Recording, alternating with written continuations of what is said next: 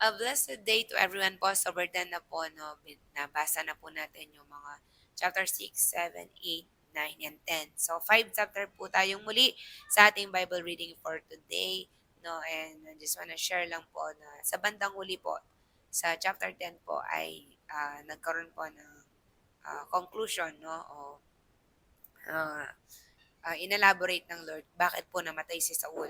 So, sabi niya, namatay si Saul sapagkat, chapter 10, verse 13 po, namatay si Saul sapagkat hindi siya naging tapat kay Yahweh at sinuway niya ang kanyang mga utos. So, napakalaga po talaga yung pagiging tapat sa Diyos. Amen. At, of course, yung pagsunod sa kanyang mga utos. Ito pa po, imbis na sa Diyos siya o kay Yahweh po siya sumangguni po siya sa mga kumakausap ng espiritu ng mga namatay.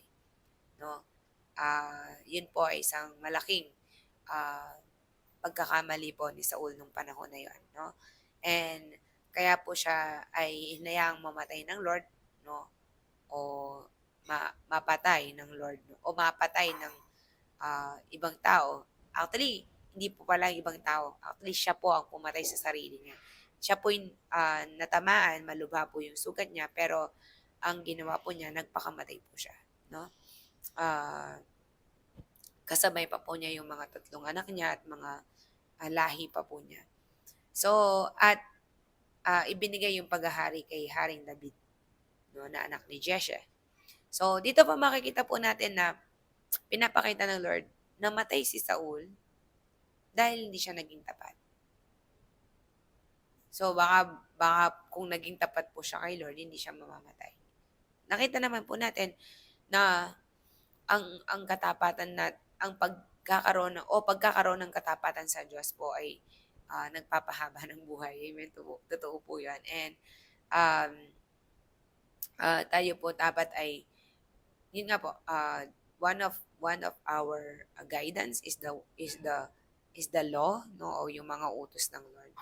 And of course, lately po, sinishare po ng mentor po natin, no, si Pastor Mark, o ng mga leaders po natin, na talagang napakalaga po, no, yung intimacy. So dito makikita mo talaga na ang Diyos po, nais po niya na tayo ay patuloy na lumalapit sa Kanya. No? Sa Kanya sasangguni, sa Kanya hahanap ng lakas o papatulong, ganun, no? And of course, asking, no? Kasi meron po talaga tayong mga tanong sa buhay po natin. And of course, God will give us the right people, no? But God wants us to pray more.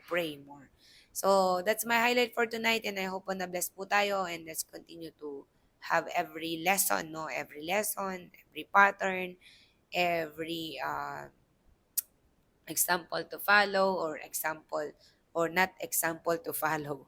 Amen po ba? So, example to follow, meron, no? At merong mga example not to follow. Meron po tayong nakitang mga buhay na hindi dapat ginagaya.